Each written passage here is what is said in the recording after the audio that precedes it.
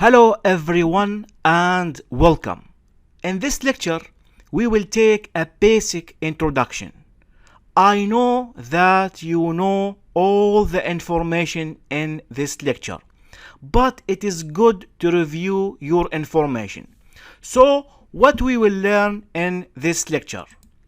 First thing, we will learn what is the data, what is the database, what is the DBMS, RDBMS, what is the table, what is SQL and PLSQL, type of SQL statements, what is the relational database, what is normalization, and problems without normalizations, and finally, we will have to understand types of hosting Oracle database 12c and 18c.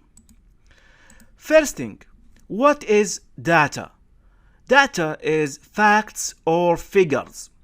It is pieces of information, and usually the data unprocessed and unorganized. Now, the database, it is organized collection of information. So this is the difference between data and database. Now, because we have data in the database, we need a system to manage these data. We call this DBMS. So the DBMS is a database management system to store and retrieve and modify data in the database.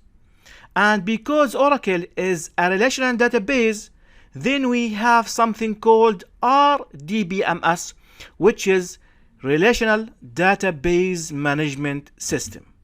Now, the purpose of Oracle database is to store, organize, and retrieve data from your applications. What is the application? The application is interface between users and database. Now, what is the table? The table is the basic storage unit of an RDBMS. It is a logical unit, not physical. We will talk about logical and physical in details in this course, don't worry.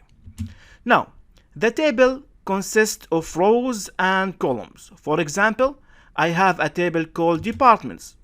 This table containing two columns, the department ID and department name. We call the horizontal line as row. I know that you know this information, but I only review the information for you and also for me. Okay, now to access Oracle database, we need SQL. So the SQL is a structured query language to access database. So I have here the Oracle server and I have here a user. In order the user to access the Oracle database, he should have a username and password. So the user use a development tool like SQL Developer or SQL Plus in order to write SQL statement. So he will use the tool, he will put the select statement go to the server, Oracle server will return the result back. So this is the SQL. Now we have types of SQL statement. Actually, we have DML, DDL, DCL, and the transaction control. The DML like select, insert, update, delete, and merge. Some people ask why select statement is a part of DML, data manipulation language. Because we have something called select for update. And I describe that in details in my courses in SQL and PL/SQL. So never mind. So we have data manipulation language. We have data definition language like create, alter, drop, rename, truncate, and commit. We have also data control language like grant and revoke. We have a transaction control like commit, rollback, and save point. Okay. Now, SQL is not only the way to access the database. We have PL/SQL. So what is the PL/SQL? PL/SQL is extension to SQL, but it have a design features of programming languages. So in PL/SQL, you can write for loop, if statement, while loop, so you can write statements like other programming languages like Java. And another important note, that data manipulation and the query statement of SQL are included also in the PL/SQL. And the most important note, when you hear the word PL/SQL, this is belong to Oracle. In Microsoft SQL Server, we have similar to PL/SQL, something called TSQL. Okay. Now, Oracle is a relational database. So what is the relational database? A relational database stores data in a set of simple relations. So for example, I have table department and table called EMP. In table dept, I have two columns, dept_no and dname. In this table EMP, I have employee number, department number, dname. So there is relation between this table and this table, which is a foreign key. So I have the department number is a foreign key refer to table dept. Okay, if I ask you, the employee 7782 work in department 10, can you tell me what is the name of department 10? Simply, you will look to the table of dept, then you will look to the dept_no 10. You can understand that the department name is accounts. So this is the relational database, and we call this as normalizations. So what is the normalizations? Normalizations is a database design technique which organizes tables in a manner that reduce redundancy and dependency of data. It divides large tables to smaller tables and links them using relationships. So now maybe someone will ask why I have to do normalizations. And if I didn't do normalizations, what will happen? Let's see in the next slide.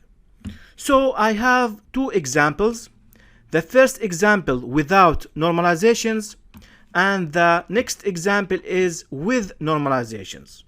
So for example, if I put the department name here, so in this case I have to repeat the department name with each employee. So this means that I have extra memory space. Another problem, difficult to handle and update the database. In this example, without normalizations, if I want to update the department name to another name, in this case I have to update all the employees that working in this department. So this is difficult in update and delete.